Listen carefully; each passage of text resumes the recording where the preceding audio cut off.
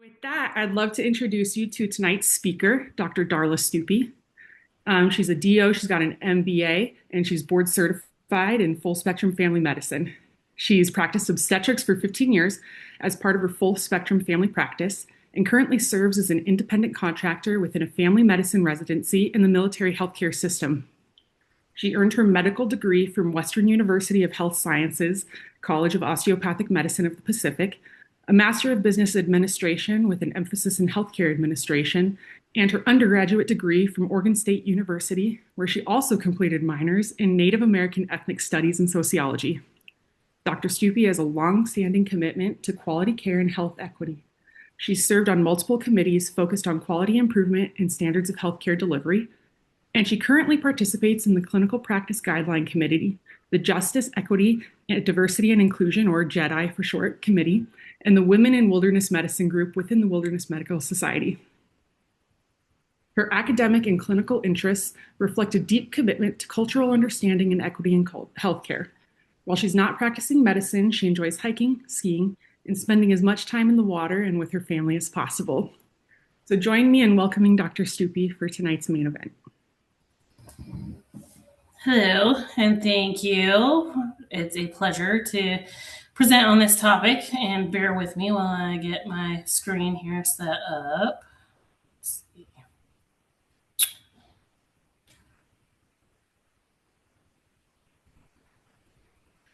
All right. So this topic, obviously, women in healthcare, and really with an emphasis on reproductive medicine. Let's see if we can get this one moving over here. So first off, there's a couple people that I do need to acknowledge, Sarah Faye and Adrian. So a lot of this topic came out from an article that we were doing, really focusing mostly on women's reproduction and medications around reproduction, contraceptive management, but also fertility management in the wilderness environment. So really, why is this topic important? Well, 41% of women, of the outdoor travelers, are women. Most of them childbearing ages. And unfortunately, especially when it comes to the realm of fertility medicine, there really is not a lot of evidence and not a lot of research out there. So really an important topic, and also an important topic because say you're way out in the middle of nowhere and all of a sudden you become pregnant, or you've been trying to become pregnant. Now what do we do? So this will kind of talk about those topics. It adds a little bit of other topics as well. And hopefully, you gain a little bit more understanding and feel a little bit more prepared, not only if you're planning on giving advice to women who are traveling in an austere environment, but also if you are a woman, if you know a woman. So pretty much covers most people. And just something to be aware of, this topic can also be of importance for postmenopausal women who may be on estrogen therapy, or people who are under gender affirming care, and anybody else who may actually be under the care and taking hormone therapy. So a couple of little case scenarios to start out with. Really what I'm going to start off with is the contraception portion of this topic. So two different case examples. We have one. The first one is a 30-year-old woman who's no chronic medical conditions, never had any children, who's currently on oral contraception. She's planning a 2-week backcountry rafting expedition in the Grand Canyon. No medical access when she's launched. So she comes to you, say in the clinic, and she says, "Hey, doc, nurse, this is what I'm planning on doing. What should I know? I'm here to say maybe for travel vaccines or for medications for possible traveler's diarrhea." And you're like, well, you know what? This would be a perfect time to really talk about some reproductive health at the same time. Second example is a 41-year-old G2P2, prior history of really heavy periods, not currently on any contraception, not planning on becoming pregnant, but she is planning to go to a remote research station in Alaska for 3 months. Limited access to care, and really her ability to evacuate would be pretty weather dependent. So first thing that we're going to talk about is some pre-trip counseling. So pre-trip counseling is really important. Ideal time is going to be a couple months before people plan on going on whatever expedition or travel or medical mission trip. Because really when it comes to hormonal therapy, you want time for things to take effect. One of the important things to talk about in pre-trip counseling is, really, when it comes to contraception, abstinence, not a good option. There is a study out there. It came out about 10 years ago. It's among active duty women, and that 59% of pregnancies among active duty are unintended, and 12% about each year. So really what this study was around is around prior to deployment and contraception with relation to deployment. And a lot of the assumption was, well, I'm going to be deployed, so of course I'm not going to become pregnant. Well, what the study found was that the pregnancy incident did not actually decrease with deployment. So despite best intentions, things happen. And so we should really be talking about contraception before any travel. Some of it is maybe planned, but also some of it may not be planned. When it comes to sexual encounters, the current rate for sexual assault from the National Park Service is actually about 9.5% to 10% of women traveling in the outdoors and historic environments. So the problem with that particular statistic is that there, as with most of the statistics around rape and sexual assault, is it actually usually underestimates. So even if you're absolutely sure, I'm not going to have sex, still things happen. So still really important to think about contraception, emergency contraception, and that type of stuff. So the pre-trip counseling, like I mentioned before, important to do it ideally a couple months beforehand.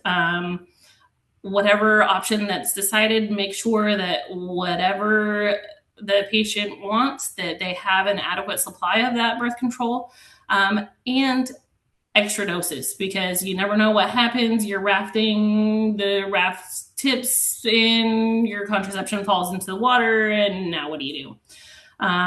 Also important to discuss emergency contraception, because again, things happen, birth control fails, and so always important to know what is available emergency contraception options and how to obtain it. There are websites out there that will tell you what is available with regards to emergency contraception, because really contraception availability will depend really where are you in the world. So if you're looking at birth control pills, access may change depending on what country. Same with emergency contraception, really depends on what country. And then do you need prescriptions? How are you going to get those prescriptions? So this is really the place to start thinking about what are you going to do, or how are you going to help patients navigate some of these complex travel planning things. I look at really this topic should be part of anybody's travel plan. Same as you would say, what am I going to do if I need an emergency evacuation? What am I going to do in emergency situations? This should be a standard part of all travel and travel planning. One of the things that is also important is talking about sexually transmitted infections. Again, if you happen to have exposure, where are you? What are the accesses to testing? What is the access to treatments? And then I strongly encourage, if you are a prescribing provider, that if your patient does have a history of genital herpes, that it would be a great idea to make sure that they have antivirals, because there would be nothing worse than when you're out, you're one of these remote environments, and now you have a herpes outbreak. Now you're not enjoying what you're doing and you have a discomfort. So really, please offer any patients antiviral prophylaxis. So a little bit about the different contraception options. Of course, we have long-acting contraception, short-acting contraception. So the long-acting methods are IUDs, the Implanon. They're really reliable, less than 1% failure rate. Depending on which option you choose, they could last from 3 to 12 years. So the Nexplanon is the one that lasts for 3 years, the copper IUD 12 years. Downside of long-acting contraception is it really requires office procedures to start them. So office procedure to put in an IUD, office procedure to put in an Nexplanon. Short-acting methods, you're talking about birth control pills, the NuvaRing patches. Depo shot is still considered a shorter acting method. Those technically don't require an office visit, and nor should you really require patients to come in order to prescribe something like birth control pills, NuvaRing, or the patch. Really, you can actually do adequate contraception counseling and do shared decision making with the patient. There is some evidence now that you may even be able to teach patients how to self-inject Depo, so just something to be aware of. So some things to take into consideration when you're thinking about hormonal contraception. So out of those options of contraception that I just mentioned, the copper IUD is really the non-hormonal option. Of course, there's condoms, also considered another contraception option, but not quite as effective. So things to think about when you're thinking about any hormonal contraception, there's different methods, different combinations. You have progesterone only, you have estrogen and progesterone, and estrogen-like hormones. A lot of women, if you're out and you're traveling, you're also in remote environments, a lot of women will choose to use the contraception, even if they're not planning on using it for contraception per se. They want to use it for menstrual suppression, so you don't have to bring menstrual supplies out into the wilderness environment, and you don't have to figure out, well, how am I going to pack my pads or the cup, or how am I going to clean the menstrual cup, or what am I going to do? How am I taking out all of my menstrual supplies once they're used? So it is completely reasonable and completely appropriate to consider hormonal contraception really to suppress menses. Another reason to wait a couple months once you start any hormonal contraception before you're looking at leaving is a lot of the methods can cause irregular bleeding. And so the longer you wait, the less chances you have for irregular bleeding or breakthrough bleedings. So for example, most common side effect of the Mirena IUD is irregular bleeding and spotting for up to the first 6 months. After the first 6 months, about 80% of women stop having their period after the first year. So if you're thinking, hey, I know I have this trip coming up in 9 months, maybe you want to go see your provider now if you're thinking of something like the IUD. Just also something to be aware of is if you are looking at hormones for menstrual suppression, you can get menstrual suppression without hormones, just depending on where you're going, what you're doing. With the energy deficiency syndrome, used to be called a female athlete triad.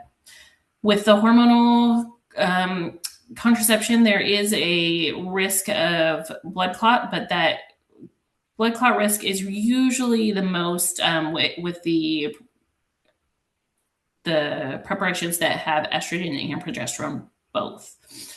So the transdermal patches are the ones that actually have the highest rates of all of the estrogen progesterone combinations, and the highest risk of the clot is also within the first 3 months of use.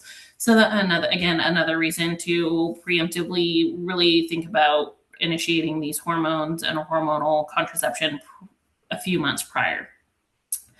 There is about a 14-fold increased risk of VTE with air travel. There is some mixed evidence when it comes to high altitude and the risk of VTE with that. There has been multiple case studies that show that there is an increased risk, but there's nothing that says for sure what that risk may be. And there isn't an actual systematic study that says that there is a risk. So really what the take home point there is, no, there might be some, there may not be some, we're not really sure. There is a recommendation out from the International Climbing and Mountaineering Federation that basically states that when it comes to hormonal contraception, the best use or the best method is whatever the patient is already familiar with. So other things to consider, rhythm method, not a good method for contraception, especially when you're in remote environments. Really kind of how I was mentioning, the risk of amenorrhea secondary to activity. Now you're in a remote environment, you're backpacking, you're hiking, you're climbing. Now all of a sudden you're missing period, or your cycle's now irregular. So for that reason, really doing rhythm methods, not recommended. Some people are talking about, oh, well, I can use ovulation kits and ovulation kit predictors. We'll talk about that a little bit more when it comes to the fertility section, but just something to be aware of is now all of a sudden you have extra supplies that you're taking in. So again, rhythm method, not the best. Condoms, of course, is the only option that's available that helps protect against sexually transmitted infections. So still a great idea to have them, but for contraception only, not a great option. The failure rate, 13%, highest of all of those other than the rhythm method. Also, depending on where you're going, they may not be the best option because you have to store them between 32 and 100 degrees Fahrenheit. They're degraded by moisture. If you're in a different country, depending on what they're made of, the latex and polyurethane may not actually be the same standard as here. And you really can't be sure of the quality. And of course, if you're using condoms, you really need to use the leave no trace spine practices. So for disposal, which is really tying them after use, tying the condom in half and then actually packing it out with you. So oral contraception, upsides and downsides. So really, birth control pills, you have to take them at the same time every single day, especially when it comes to the progesterone only birth control pills. If you are off by more than 3 hours, they become significantly less effective. That can really present challenges if all of a sudden you're in a different time zone, or you're busy, your rafting trip starts at 4 a.m. and you normally take your pill at 9 a.m.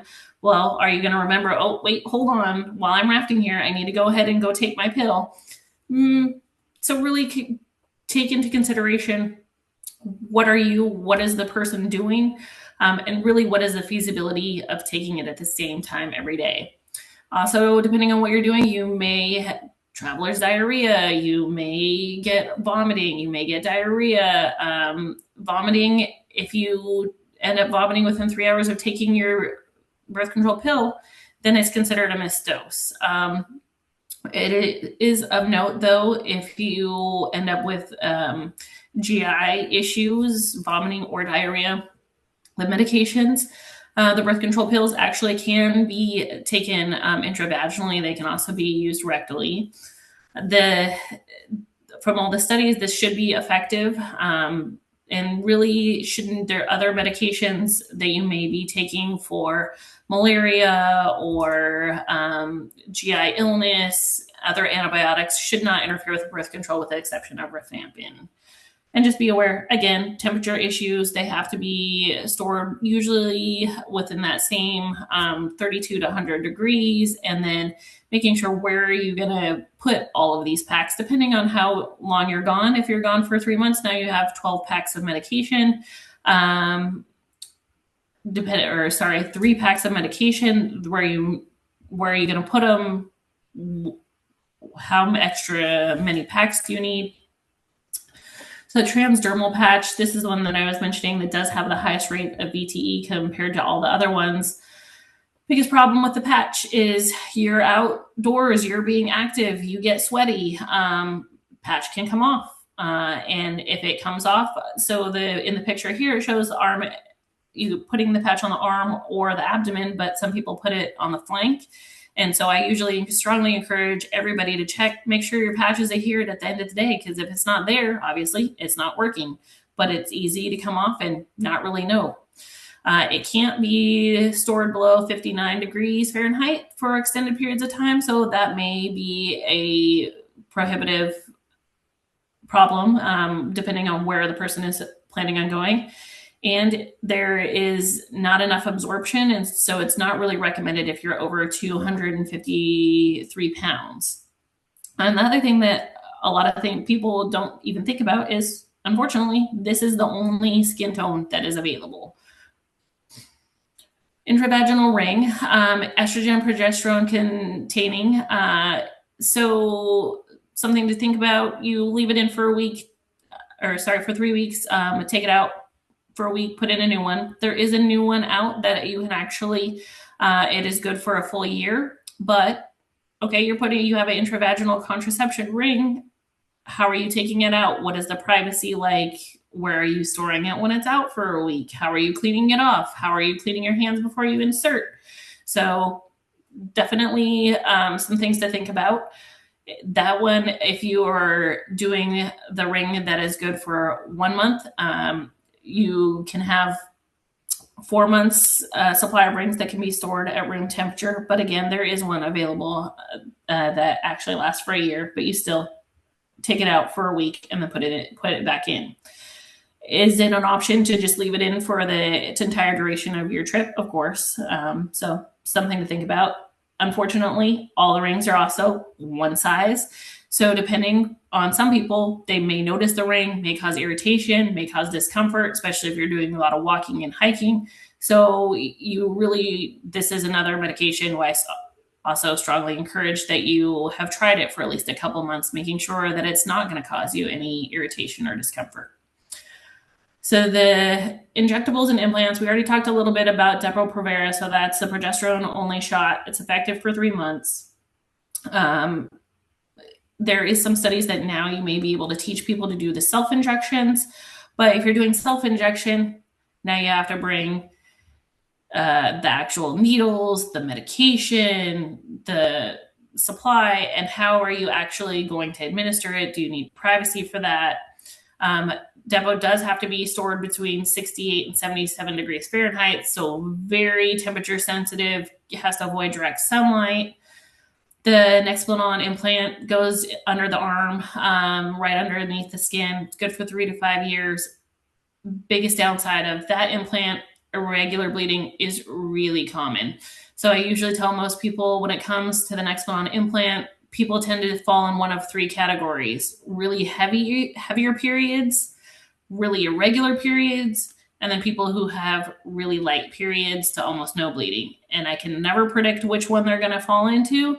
And so another reason why you definitely want to consider having it placed before you go. IUDs, there's 2 different types. There's the progesterone only. Mirena is one of the common names, but there's a few other ones out there, but they're still progesterone only containing. The picture on the left shows the copper IUD, so that's Paragard. Highly effective, less than 1% failure rate. Biggest problems in expulsion, pelvic inflammatory disease, higher risk if you happen to contract an STI while you have an IUD in place. And if you happen to be one of those people who become pregnant on an IUD, there is a significantly increased risk that pregnancy is going to be ectopic. Use of menstrual cup with it can increase the expulsion risk. And kind of how I mentioned, PID, definitely higher risk if you contract a STI while you have one in place. It can become life-threatening if you have PID and you're in a wilderness environment. So things to be aware of: severe pelvic pain, abnormal vaginal discharge, and especially if you have a fever and signs of sepsis, so fast heart rate, low blood pressure. Those are all signs. Life-threatening PID, that person needs to be evacuated. I strongly encourage, and you'll hear this multiple times in this talk, please bring pregnancy tests because things happen, birth control fails. So make sure you have a pregnancy test. if you suspect that there's pregnancy and you have an IUD in place, take a pregnancy test. If that comes back positive, that person needs to be evacuated because of the risk of ectopic pregnancy. Yes, here's a table that I included. Really, it's just going over all the things that we talked about: effectiveness, how often, does it make your periods lighter, more irregular, and then what the biggest risks are for VTE, and then some of the things to consider with being in a wilderness environment. Emergency contraception. So, like any good plan, things sometimes fail. So, really important as part of that planning trip. Also, talk about what is this person or what are you going to use for emergency contraception if plans fail. That's always the best plan, is to have multiple backup plans. So something to be aware of for emergency contraception: most effective if it's used within the first 12 to 24 hours. So why is that important? Well, if you're out in the middle of nowhere and something happened, condom broke, and that's what you were thinking of using, how are you going to get your emergency contraception? So Plan B is available, at least in the United States, from any pharmacist. It doesn't actually need a prescription, but there is a weight consideration for Plan B. Really, it's considered that if your body mass index is over about 30, it's considered to be likely to be less effective. And so they say about 165 pounds. So, that could exclude a lot of women right there. Ulipristal, most effective, is really the most oral effective emergency contraception, but that does require a prescription. And that particular emergency contraception, depending on what you're going to use for contraceptive after, it's recommended waiting for at least 5 days before starting any progesterone-containing contraception. So that's the combination packs, that's the progesterone only, that's the Depo shot, that's the progesterone only IUDs. So something to be aware of. Unfortunately, the emergency contraception really has high doses of hormones. So a big and common side effect is nausea. So may want to consider having anti-nausea medications with you anyway, because again, traveling, things happen. And so nausea, vomiting, diarrhea, we talked about, can affect your birth control. Well, if you have to use a contraception, emergency contraception, you probably want anti-nausea medications as well. So if you have the availability or you're a prescribing provider, you may want to consider, no matter what, giving somebody a prescription for anti-nausea medication so that they have that with them. Here are a few of the different emergency contraception options that are available. What you can see in the table is really the availability can depend on where you are. So some of the things, Plan B is like available in US. Mifepristone is emergency contraception, very highly effective, but really only available in Europe and China. The most effective, like I mentioned, for emergency contraception, first 12 to 24 hours. One option that is available is if you are currently on birth control pills, you can actually use birth control pills to basically take enough pills in order to be at the same doses of emergency contraception. So what you have to do for that is actually 100 to 120 micrograms of ethinyl estradiol and 0.5 to 0.6 milligrams for levonorgestrel. So if that's something that you're planning on using and you have the birth control pills, then I would strongly suggest that you sit down either with the patient or if you're the one who's traveling and figure out exactly how many pills is 2 doses, because it does take 2 doses, at least 12 hours apart for this method. How many packs is that going to be? And if they do end up having to use these packs for emergency contraception, how many extra packs should you consider prescribing for them? So going back to some of our cases, our 30-year-old who's going on Grand Canyon adventure. So some things to think about for her and her pre-trip counseling is, is she already in the Grand Canyon area? How many time zones is she changing? And she's going to be traveling with really long days. It's the risk of vomiting, diarrhea, dehydration, because she's in an arid environment. So that can change the absorption of the oral birth control that she is already there. Is she wanting to suppress her menses during this trip? If so, remember most birth control packs, except for a handful, have a placebo week where you would expect your period.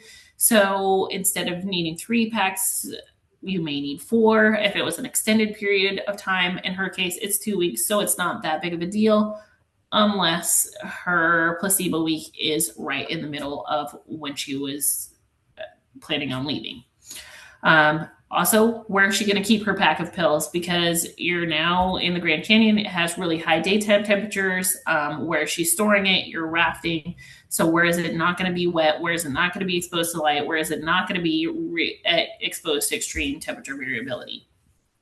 And we talked about the anti-nausea medications. And then important to stress with her, if she misses a dose, what is she going to do? And again, the GI stuff, if she has anti-nausea medications and can still take the medication orally, great, but please go over with her, yes, this can be used intravaginally, this can be used rectally. And again, please carry emergency contraception or talk about emergency contraception, and please carry a pregnancy test.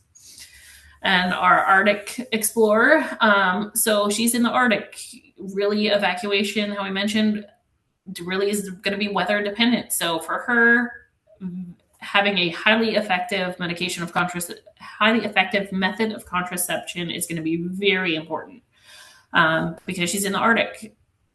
The temperature here is going to be really important. The cold can affect medications, what is stored, what's going to still be reliable. I mentioned originally for this case, this particular person, she really had a history of heavy menses. Because she has a history of heavy menses, the Paragard or the copper IUD is not a great option. That biggest side effect tends to be heavier periods and increased cramping. So really not a great option for her. Since she's out for extended period of time, really going to be hard to get refills or if there's complications. So for the best option for her would probably be an IUD 6 to 12 months prior to her planning on going. The reason I don't mention the Nexplanon in this particular one is because, again, I mentioned biggest side effect for the Nexplanon can be irregular bleeding, and she already has irregular bleeding. So again, important to carry a pregnancy test and emergency contraception.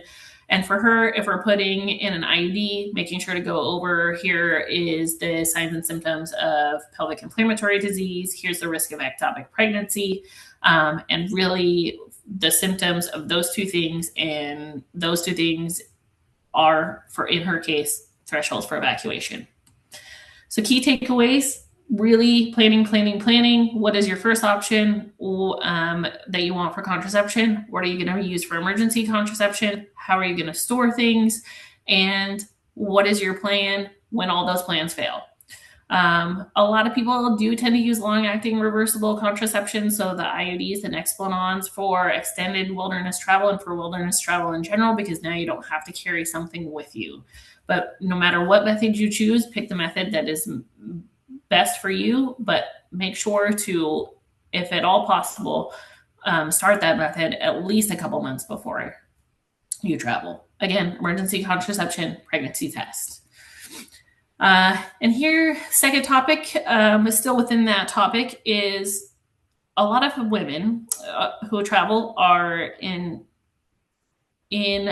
fertility treatments for the middle of trying to conceive, and there's just not a lot of evidence and not a lot of recommendations regarding what they should do in these environments. Unfortunately, I've heard more than once the response is, well, if they're planning on becoming pregnant or if they're under fertility treatments, they just shouldn't go. Really, that is not the best option for a lot of people. For some people, it may be a reasonable option, but understanding that a lot of people who deal with or struggle with fertility, these fertility treatments can take months to years and really affect their overall quality of life. So telling somebody that, no, you shouldn't be able to take this trip that you have been planning on also for years, because you're trying to conceive, is really not doing them any favors, unless there really is strong medical contraindications for them traveling.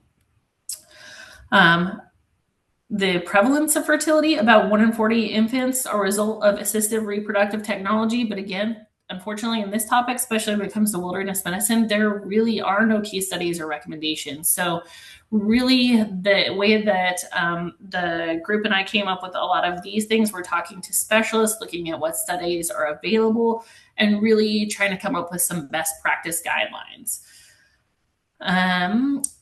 Wilderness travel in general is actually shown to be helpful for patients' health, mental health, physical health. And if you are helping their mental health and their physical health, you are likely to help their fertility. But also being aware that the increased exercise and depending on what you're doing and where you're going, may actually make infertility issues slightly worse. Currently, it shows that there's about 5.83 hours of activity a week, and in one study, in over 1 hour per day, where we're exercising to exhaustion. And another study showed that that's when the tipping point is where you start to see a slight increase in infertility. So really, this is a discussion to have between you and your patient about, what are acceptable risks, downsides, and with anything, but especially with fertility treatment, really important to make sure that you are planning this trip very well, especially when it comes to all the medications that can potentially be involved in cycle management. So case scenario here, we have a 30-year-old healthy female who has never been pregnant before, no chronic medical conditions. She's actually undergoing ovulation induction with letrozole, which is a pill, it's not an injection. And she's trying to use letrozole and timed intercourse. She's similar to our other lady in that she's planning a 2-week backcountry rafting expedition in the Grand Canyon. And again, no medical access once launched. So things to consider here. So heat and increased body temperature. So heat can actually decrease fertility in males and females. In males, exercise, overheating can decrease sperm count, increase abnormal morphology, decrease motility. And this is not only just heat in hot environments. So if you are, say, you're in a very cold environment and you are putting on tons of layers and you're bundling up and keeping extra warm, that heat can also decrease fertility. Are you in a hot spring? Or other really warm bodies of water, that may affect fertility as well. Other things to consider, especially if you're planning on becoming pregnancy: pathogens, toxogens, carcinogen exposure. If you're going to different countries, you may have different carcinogen exposures. Toxin exposures can be, maybe the cooking utensils that you're using, and all different sprays for bug sprays. And even though we still want to use the bug sprays to prevent malaria, Zika, they still have their own risks. Zika itself causes its own pregnancy complications. And so Zika can actually be transmitted not only through mosquitoes, but through sexual contact. So are you going to a Zika or a malaria endemic area? Something to be aware of. Or is your partner traveling to one of those areas? Current recommendations: if men are traveling or become positive for Zika, then you may want to wait 3 months before trying to conceive. And for women, it's 2 to 6 months. 2 months is what's recommended by some organizations, but the World Health Organization says 6 months is what women should wait after being potentially exposed to Zika before trying to conceive. Malaria has its own risks, as I was mentioning. So if you are traveling to an area and you end up getting malaria, and you then end up becoming pregnant, at the same time, because you're actively trying to conceive, there is increased risk of miscarriage, fetal growth restriction, and unfortunately intrauterine demise. So if you're traveling to these areas, make sure insect repellents, clothing, netting.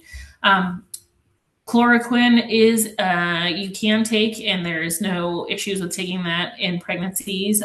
If you are in an area that's endemic and chloroquine resistant, then you can take methylquine, because the risks of those medications is less than actually getting malaria and having malaria while you're pregnant.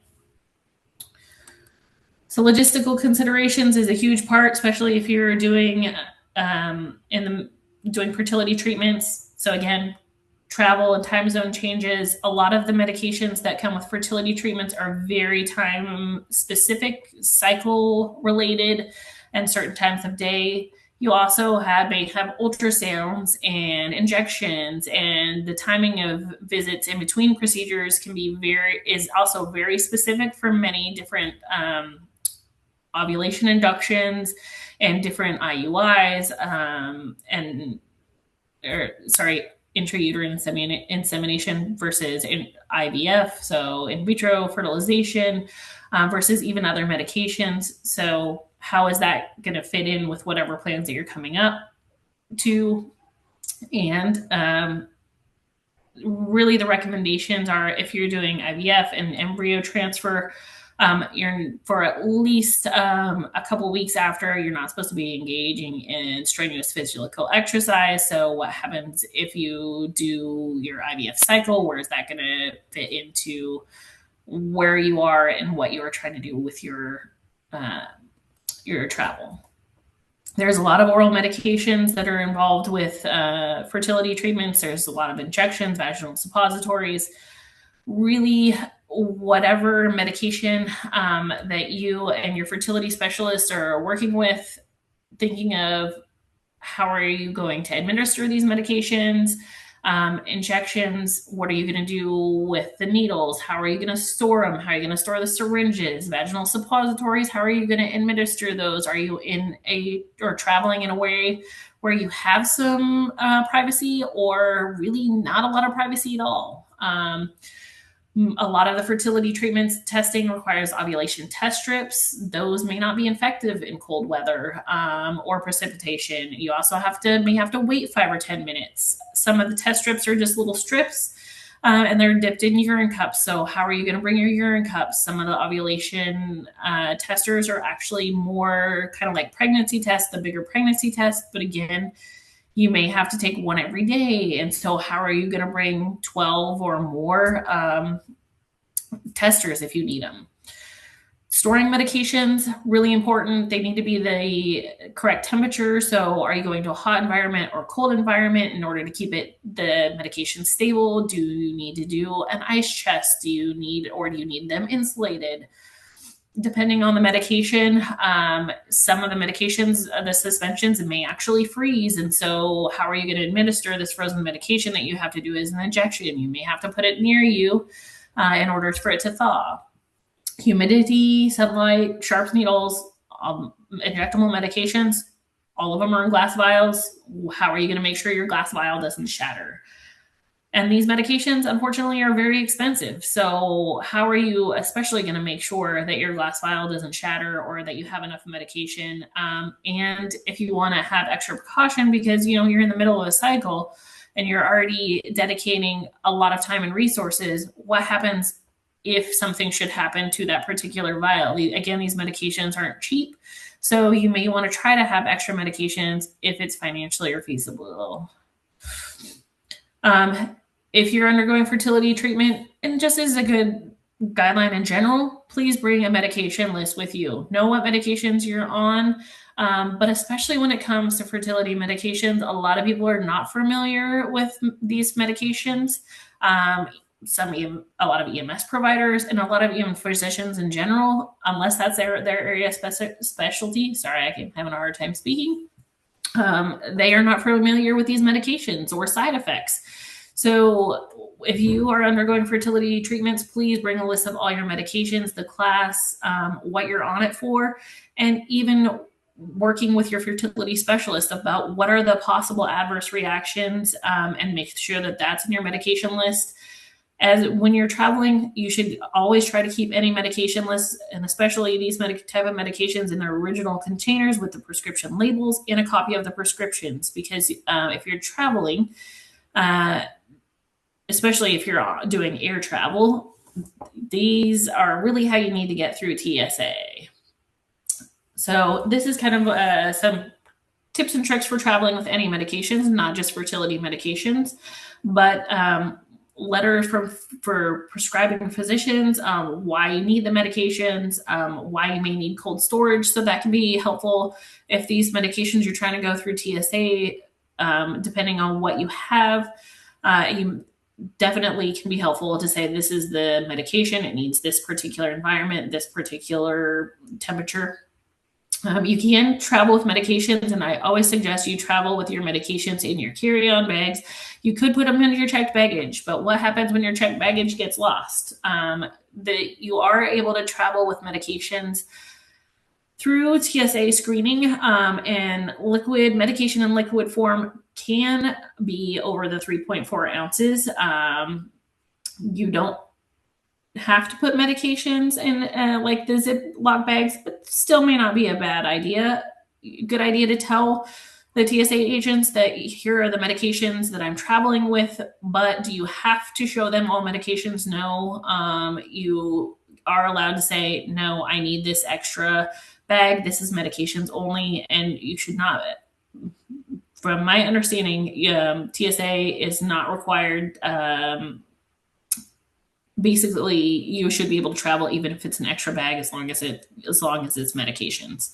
As I was mentioning, a lot of medications are temperature dependent, so you may need ice packs, freezer packs, gel packs, and so make sure that you have whatever storage that you need. And there are multiple different gel packs, frozen packs that are available, but you're going to want them as small storage containers, cold storage devices, because again, you're traveling, you are going to be out, and you've got to carry all this stuff with you.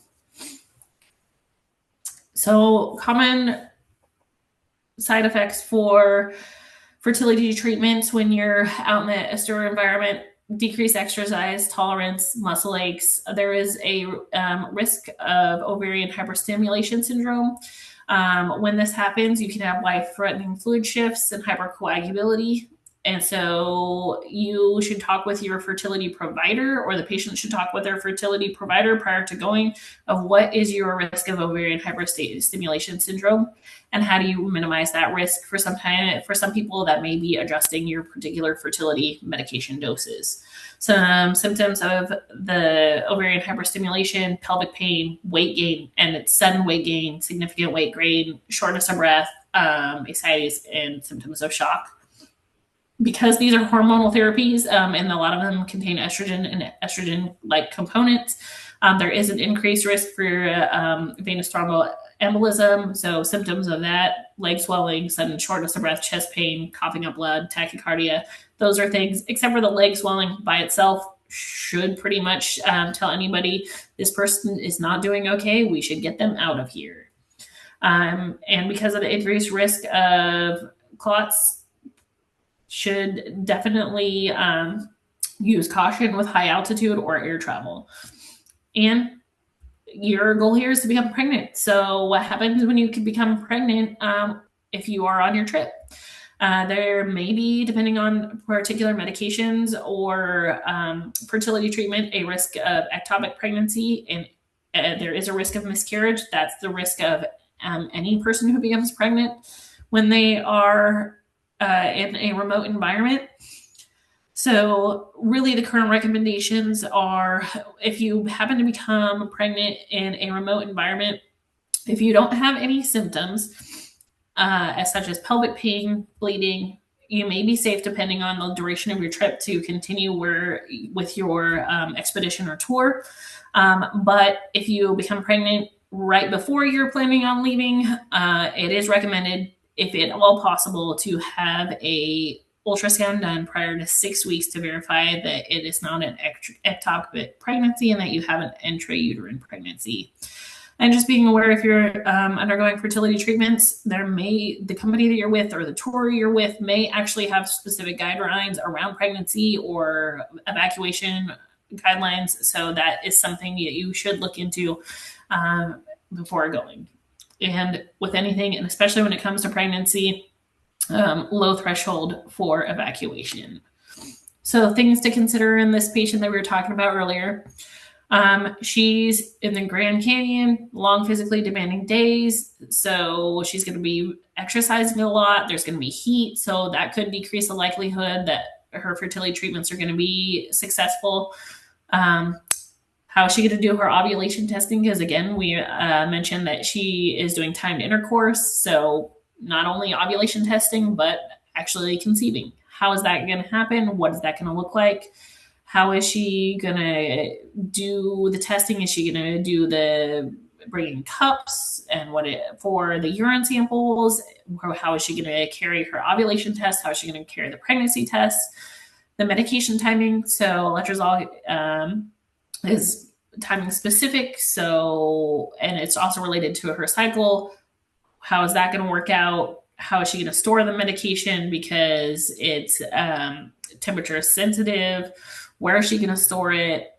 Making sure she has her medication list with all the side effects, making sure she's carrying pregnancy tests, and that she is aware of pregnancy complications. What are signs of ectopic? What are signs of possible early miscarriage? And then what is her plan? How is she going to get evacuated if needed, if one of these emergencies arrive? And with anything, if you have pregnancy, severe abdominal pain, bleeding, or passing out, then she definitely needs to be evacuated.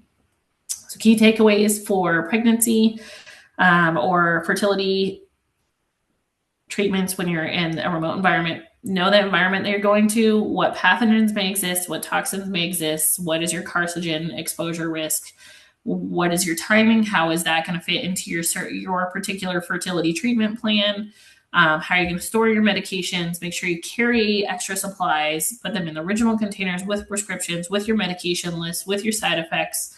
Make sure that you're aware of the risks and symptoms of ovarian hyperstimulation, risks and symptoms of blood clots and early pregnancy complications. Make sure you're aware of any company and tour policies that may restrict evacuation or participation. All right. Thank you for taking the time to listen. Wow, that was amazing, Dr. Stupey. My mind was blown by the first slide. Just like, wait a minute. These are things that like women of childbearing age, including myself, think about like all day, every day. And why haven't I thought about this more? And why is this not talked about in literally everything? Like, how's your blood pressure feeling today? Because like for women, this is literally all day, every day, just like that. So I don't know. I feel like I'm a bad woman. Thank you for opening my eyes and for giving us this info tonight. We did have a comment or a question come up in the chat when you were talking about the difficulties of traveling with IVF medications. And it was, are there any language or translation recommendations for medication lists or medical history information in case of emergency or hospitalizations in foreign countries? There aren't any recommendations that I'm aware of, but it's always a good idea to make sure, if at all possible, to have a native speaker or have the medication list and the common side effects translated, because things always get lost in translation. And really looking and see what the particular medication is, because depending on where you're going, that particular medication may not exist there.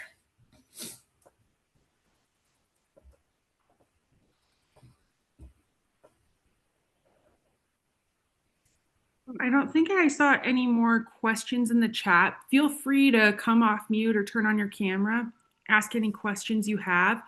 Also, Dr. Stupey, did you just do military consulting, or were you a military physician?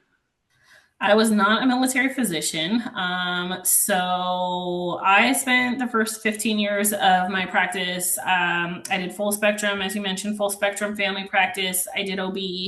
I was a medical director. Then I moved to Las Vegas, and I was literally wasn't sure about the medical environment. So then I became a military contractor. I guess mainly I was like curious about that because I feel like there are not many other instances where you'd be planning this to the level or thinking about it as regularly as you were describing, as in the Mm-hmm. instance of like military deployments to foreign countries where, like you said, these things aren't available. Sometimes they're Mm-hmm. like illegal, Exactly. punishable by death if you use them. So it's not Mm-hmm. like you're going to be able to deal with it when you're there. So yeah. Question in the chat. Can you explain what full spectrum family practice is? Like, how does that differ with, I don't know, family Yeah, practice? regular family practice. So, family practice is one of those weird specialties where it actually can vary depending on where you are in the country. So, like, very commonly in the east on the East Coast, family practice. A lot of family practitioners don't actually do obstetrical care. So, when I say full spectrum family practice, I did OB care. I delivered patients. I was a first assist on C sections, and I would see the newborns to all the way at the end of life. Some places, depending on where you practice, when they say family practice, they may mean just adults, which I've seen here in Las Vegas. Family practice may mean 18 and older, even though technically that's more internal medicine. Some may mean 5 years old patients and older. So that's what I mean by full spectrum is all the ages and pregnancy. Awesome. Really valuable experience. A lot of thank yous, a lot of similar sentiments to what I expressed, just like, wow, thank you for highlighting this information and making us so much more aware of this. And also, another thing that I also resonate with is lots of comments about how we were all blown away that we had no idea that you could do transvaginal and rectal suppositories with oral contraceptives if Yep. it's needed. Had no idea.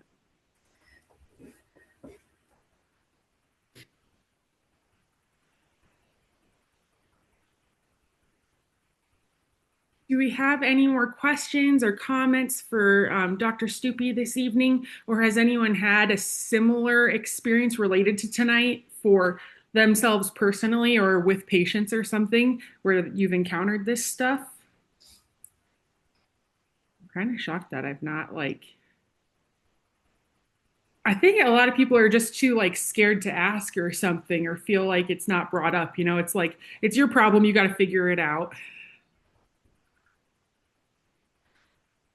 Yeah, and a lot of people, I think, just don't really think about it. You're so excited for this trip that you have coming up and planning that. And again, like you said, a lot of women are so used to dealing with their periods that they really just don't think about it. Yeah, well, and it's also just really cool that there's so many different options now to do something with it. Because, you know, when I was a teenager, like I'm sure an IUD existed, but not in the capacity that it does today. Mm-hmm. And really, like, the only things that were there were like pills. And then when I was in college, people started really like making mainstream like the Nuva ring and the depot shot and stuff like that. And so it's, yeah, it's just cool that all those different options exist too. Um, One question in the chat: where would I find dosage tables for utilizing oral contraceptives as an emergency contraceptive? If they Um, understood that correctly. yep, that is correct. So really, that dosage, it's going to depend on whatever formulation you have. So there's not, unfortunately, not a standard like you are on seasonique. So how many pills is this? It's really, like I said, like I mentioned, there's a specific dose of. You actually have to do, unfortunately, the calculations yourself based on kind of what the dose is of your current birth control pills. If you Google, or not Google, that's not the best option, obviously, but like if you use um, up to date and you put in the USP method, so YUZPE, so that's technically the name for the method of using birth control pills for emergency contraception.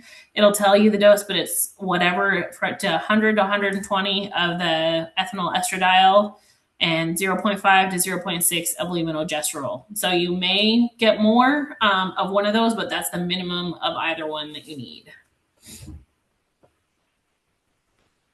Wow, awesome. Another attendee tonight is asking if you have any advice for presenting male colleagues with this information.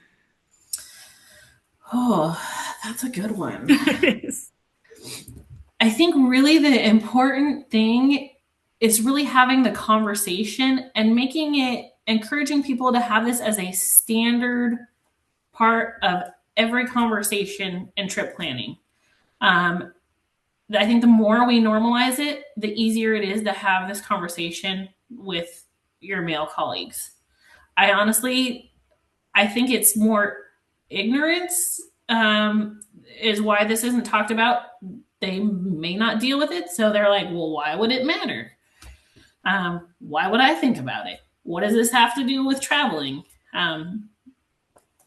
So we have a unique ability to be an advocate. Like I mentioned in the slide about fertility, one of the most disappointing, I think, comments I ever heard was from male physician colleagues when we were originally talking about this topic among the people I was developing it with. And the conversation really was, well, if you're trying to become pregnant, just don't go travel. And I was like, that is the worst thing I have ever heard. Because again, it takes months and months and months and sometimes years. Right? Like you're kind of taught, put the fear of God into you that like if you have unprotected sex one time when you're a teenager that you're going to end up with triplets. And it really doesn't work like that for most people. It usually takes a lot longer than that, it turns out.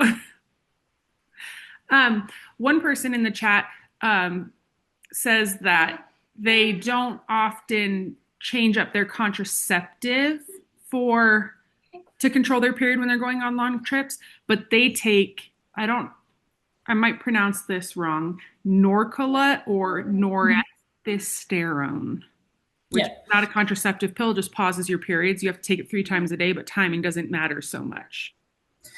Yeah. So really, if you have a contraceptive method that works for you, we don't strongly recommend that you go ahead and change it prior to traveling, but being aware of that you may be able to use whatever you're using for contraception to skip your period if that's something that you want to do. Most of the time, if you're changing contraception, we say use backup method of birth control condoms for at least a lot of the things, could be 5 days, could be up to a month. So again, that's also why you may want to have that pre-trip conversation. Because while, it's great to pause your period, not everybody may be able to just pause it, take a medication 3 times a day. So it's really whatever works best for them.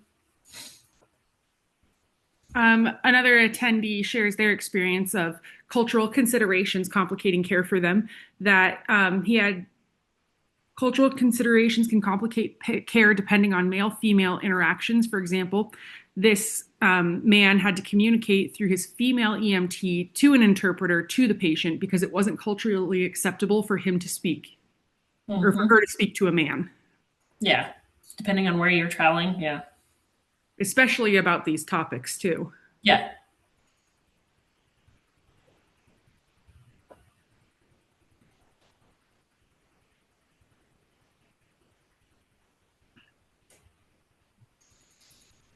Hi, Dr. Stupey. I have a question.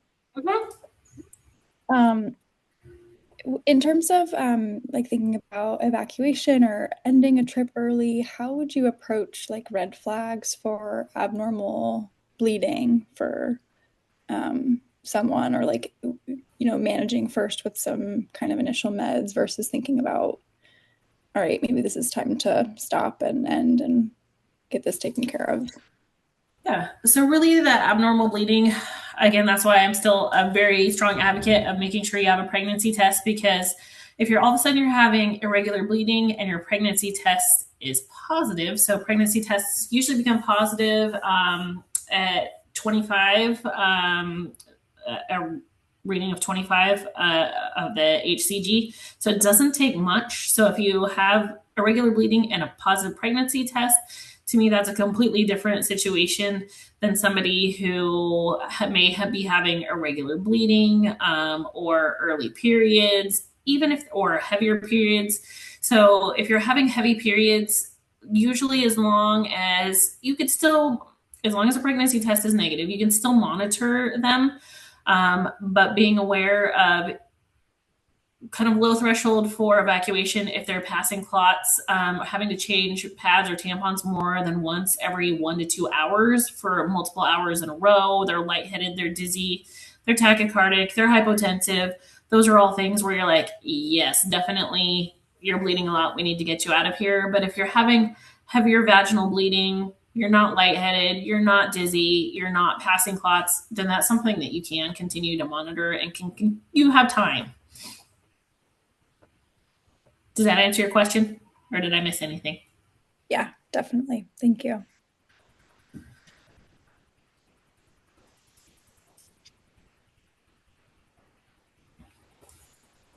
I think you were so good at, just summarizing I don't know, I feel like we've all I don't even know where to start. This is in the most positive manner, groundbreaking, eye-opening, and super positive.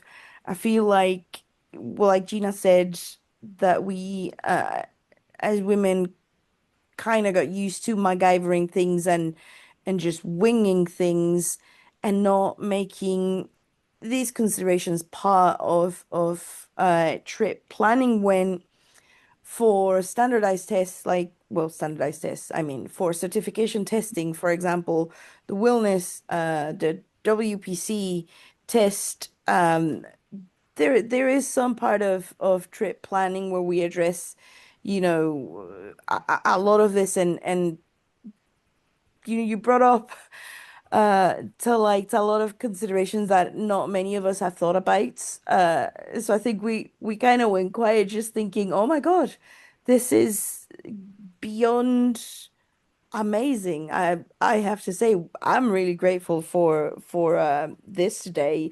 I have a lot of thinking to do.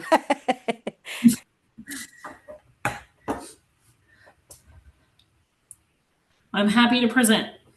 Yeah, thank you so much. And for sharing your time with us and the time it takes to present and coordinate and everything. Just thank you for your generosity and your time for doing this for us leading up to Of this. course, it was my pleasure. We have a lot of requests for maybe a copy of a PDF of your slides or a couple of slides. Yeah, that's not a problem. Thank you. Do you have a summarized like sheet or guidelines for those topics as well?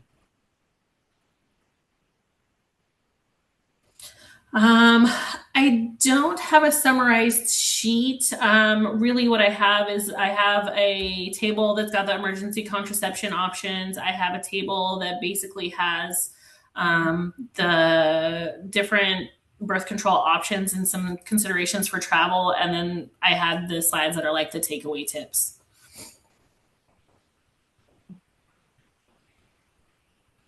Love a good table, especially if you can shrink it down and make it badge reel size. And if you guys like what you saw here tonight, Mike McLaughlin from Musa Masala, who we've done a previous presentation with, is going to be featuring Dr. Stupey in this topic on their website because they focus on